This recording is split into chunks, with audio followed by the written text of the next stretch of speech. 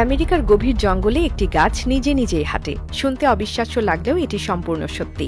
পৃথিবীর এমন অনেক বিষয় রয়েছে যা প্রথমবার শুনলে মনে হয় যেন কোনো বৈজ্ঞানিক কল্পকাহিনী, কিন্তু ল্যাটিন আমেরিকার গভীর জঙ্গলে এমন এক গাছ আছে যা ধীরে ধীরে নিজের স্থান পরিবর্তন করতে পারে।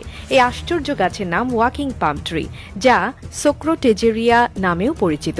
এটি কোনো সাধারণ গাছের মতো এক জায়গায় স্থির থাকে না, বরং সময়ের সঙ্গে সঙ্গে প্রতি বছর প্রায় ২০ মিটার পর্যন্ত স্থান পরিবর্তন করতে পারে। এই গাছের শেকড় সাধারণত গাছের মতো মাটির নিচে প্রবেশ করে না, বরং এটি মাটি থেকে উঁচুতে ঝুলন্ত অবস্থায় থাকে, অনেকটা ঝাড়ুর মতো দেখতে।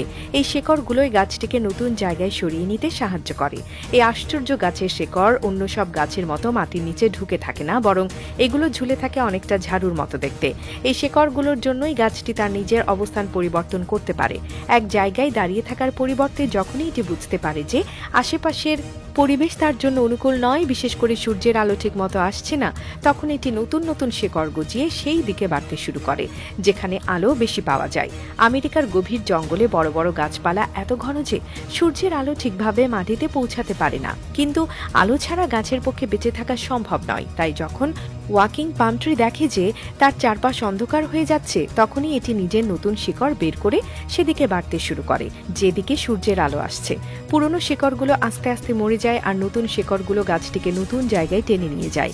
আর এই প্রক্রিয়া এত ধীরে ঘটে যে আমরা খালি চোখে এটা বুঝতে পারি না, কিন্তু কয়েক বছর পার হলে দেখা যায় গাছটি তার পুরনো জায়গা ছেড়ে অন্য কোথাও গিয়ে দাঁড়িয়েছে, যা সত্যি না হলে বিশ্বাস করাই কঠিন।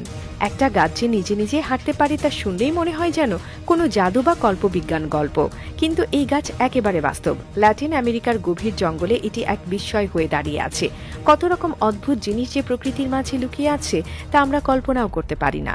এই পৃথিবী কত আশ্চর্য, তার কোনো সীমা পরিসীমা নেই।